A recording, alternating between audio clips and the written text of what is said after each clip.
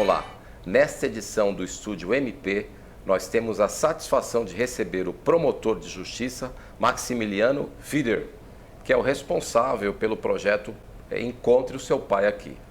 Doutor, o projeto vai ser expandido agora no mês de março.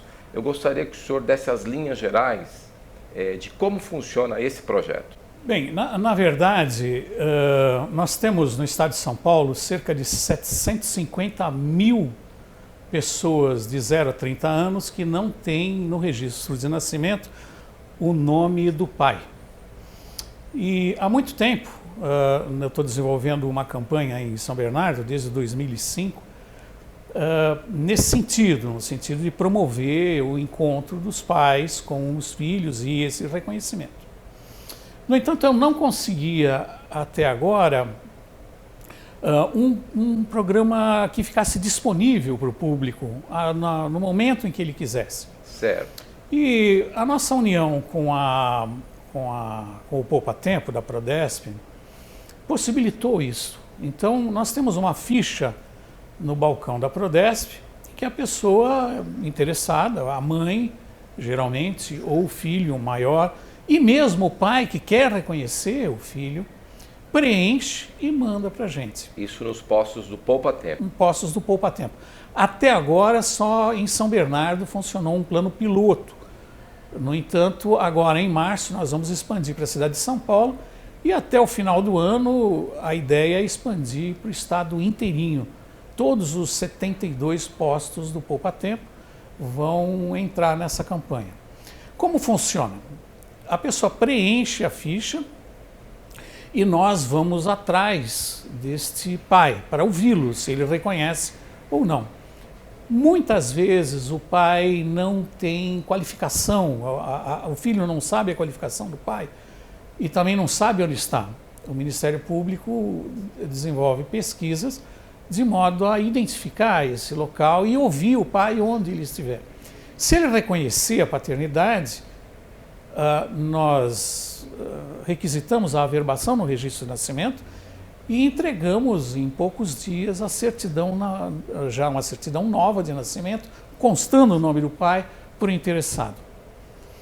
No entanto, se o pai é falecido ou o pai não reconhece, nós encaminhamos para a Defensoria Pública para que seja proposta uma ação judicial que supra essa declaração do pai de reconhecimento de paternidade.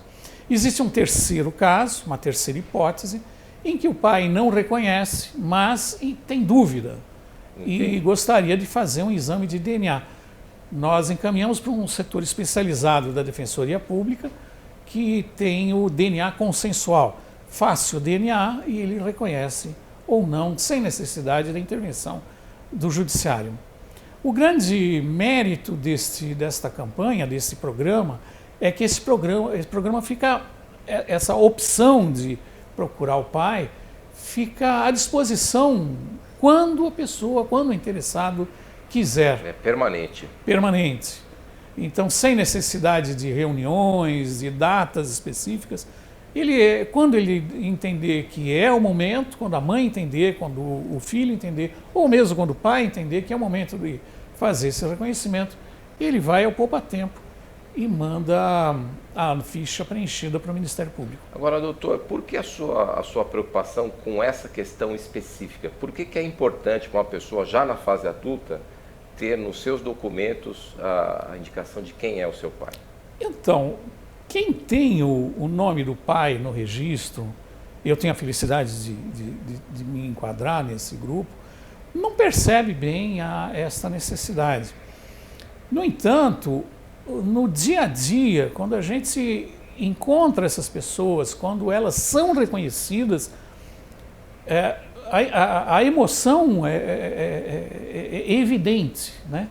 O nosso gerente, o gerente do Poupa Tempo de São Bernardo, disse que 80% das pessoas que preencheram as fichas trazem os olhos molhados de emoção. Isso é muito mais do que um direito, não se trata de um direito de um cidadão, isso é uma obrigação do pai, uma obrigação do Estado de promover isso. faz parte da própria base, da fundamentação da personalidade, saber a origem, saber quem é o pai, de onde veio. Então, mais do que consequências jurídicas, essa iniciativa tem consequências afetivas, por assim dizer. Com certeza, sem o nome do pai, juridicamente a pessoa tem uma vida praticamente normal. Agora, o que ela sofre, só quem está nessa situação é que sabe dizer exatamente. Eu tive um caso em São Bernardo há algum tempo, em que um velho pai, já avançado na idade, 70, 75 anos, se não me engano, ele trouxe os filhos no meu gabinete, os filhos na casa dos 50, 60 anos. E todos eles moravam juntos, só que quando nascia o filho, o pai viajava e nunca esteve presente. Depois, para fazer a averbação, era cobrado e o pai nunca teve dinheiro para fazer isso.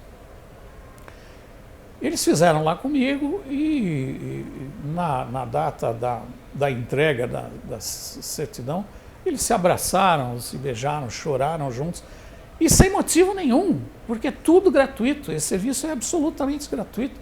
Quer dizer, eles sofreram durante 50 anos algo que era absolutamente desnecessário. Entendi. Doutor, esses pais que podem ter os seus nomes anotados ali nos documentos dos filhos, o senhor falou em 700 mil pessoas que têm esse problema no Estado. 750 mil. 750 mil Até pessoas. 30 anos. Até 30 anos. Ou seja, é maior do que isso. Os pais estão no Estado de São Paulo ou tem muita gente fora do Estado? Em que medida que isso dificulta a solução desse problema? Então, eu não sei responder exatamente no Estado inteiro. Eu sei responder da minha região, que é São Bernardo. Muita gente de fora. E muitas vezes o pai quer reconhecer, no entanto, o registro foi feito em outro estado, distante, e ele não tem os recursos suficientes para viajar até lá e pedir a averbação dessa paternidade. Portanto, sem intervenção do Estado, esse problema jamais seria sanado. São famílias com poucos recursos. Exatamente. Eu estou dando um exemplo de motivo, que tem um motivo econômico, mas muitas vezes não tem motivo nenhum. Não existe nenhum motivo razoável para que ele não tenha sido reconhecido. Faltou só um impulso, não é? 60% do nosso público reconhece os filhos sem necessidade da intervenção de uma ação judicial. Perfeito. E agora, com o apoio do CAEX, né, esse serviço vai paulatinamente ser estendido para todo o Estado, e o senhor, obviamente, conta, né, com a adesão dos promotores de todo o Estado de São Paulo para que o programa se desenvolva, não é isso? Com certeza. Eu tenho a ideia que todos já aderem naturalmente a uma causa dessas. A um trabalho social desse nível, nem falo jurídico, falo social mesmo, absolutamente sem custos significativos, né?